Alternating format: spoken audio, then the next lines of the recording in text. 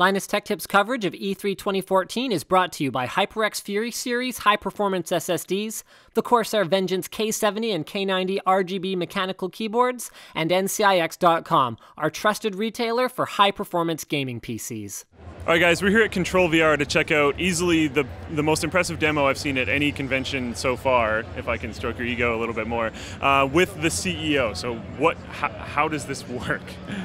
So what ControlVR is doing is we are providing users of virtual reality, such as Oculus, the opportunity to put their hands in the game, which is something that has never been done before, and it's really solving the biggest issue that's been facing the VR industry, which is, it's one thing to be able to see an environment in 3D, but how does one then see himself in that experience? And once you try it, it really is hard to go back without it. And so the way it works is we're using a form of advanced wearable technology, and so these were tiny little sensors that were originally developed for military applications that over time we've been able to adapt and shrink the size down where we can place sensors on each of your fingers and have complicated algorithms that basically are able to then create a language that sends back to your operating system exactly how your fingers are moving, and it's a real achievement.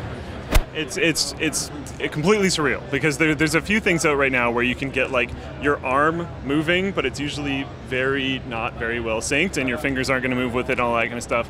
And when you put this thing on and you get the Oculus on, and the first thing that you do is lift your hand up and start wiggling your fingers, that's the weirdest thing ever, and it feels amazing. What can we see coming from you guys in the future?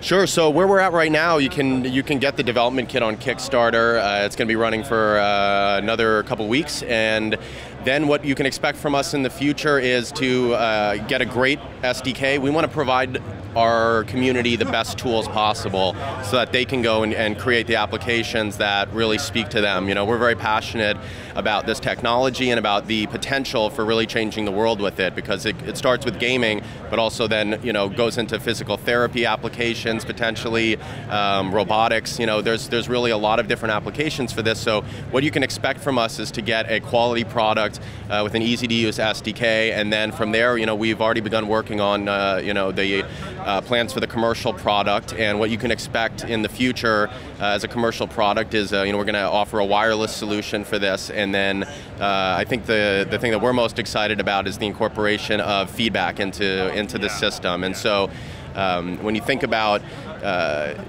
having a controller for virtual reality, you want to be able to also experience that sensation when you reach out and touch something that you're touching it. So the real huge hurdle has been what we've accomplished now, and including a feedback system, something we're already working on, and is something that in comparison is not nearly as complicated. So we're excited to provide that as soon as we can, and as soon as the product's ready and we feel like it's ready for consumer market, we just want to get it out there as quick as possible. And that's really important, and being able to link that together, you guys are going to have an SDK, so being able to link both of those together will be really helpful. One really important thing about immersion is that all of your senses are immersed. And with Oculus, you only really get you only get vision. So being able to pull in touch and movement is very important, and something that a lot of people don't necessarily understand. Yeah, sure, in a driving game, if you have a model whose hands are fixed to the wheel at all points in time and you have a wheel in front of you, it might work, but there's not honestly that many situations where that's perfect. So it's nice to see you guys trying to tackle two extremely important components of VR so that people can actually get this experience. What is your final vision for VR in general, the whole experience?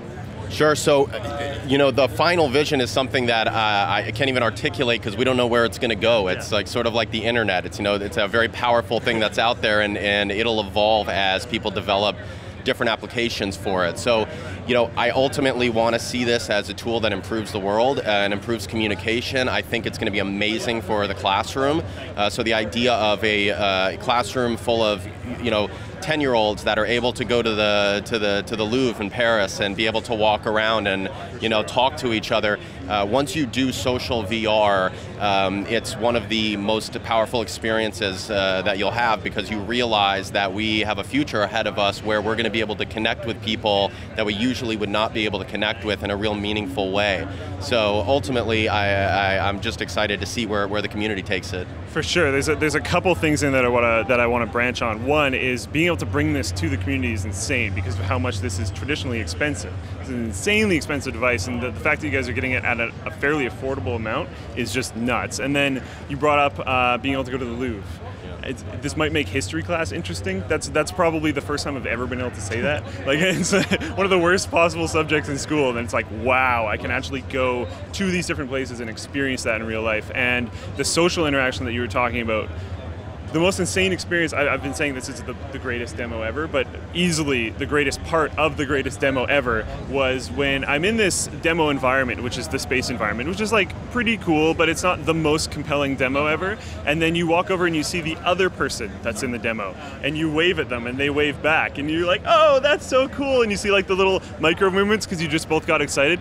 That's nuts. That instantly made that demo, which is like kind of cool, absolutely amazing. And when you get into things like, if you saw the Kickstarter demo, when there's a bunch of people there and you're all just like playing around with food, throwing like ping pong balls around and like just doing whatever, that's crazy. It's not necessarily about this testing environment, which is essentially what it is. It's about what you do with the testing environment. So that is super, super cool. How is someone going to go about getting one of these? Like, I know the Kickstarter has 23, 24 days or something. Yep. Whenever you guys see this might be different, but like at what tiers are you going to be able to get different levels of this device? Sure, so the entry point is $10, in which case you get an SDK, and it's going to allow you as a developer to see how you could incorporate this and start developing for the platform.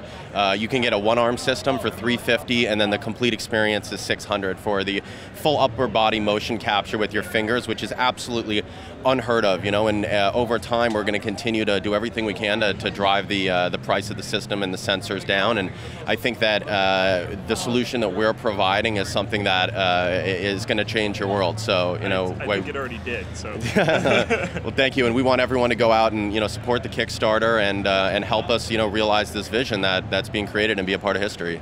That's fantastic. If you're an indie developer, that $10 SDK is really not that hard to get into, or if you're someone who just wants this, like you said, there's the one-arm experience, there's the full body for $600, any of that kind of stuff, that'll really help.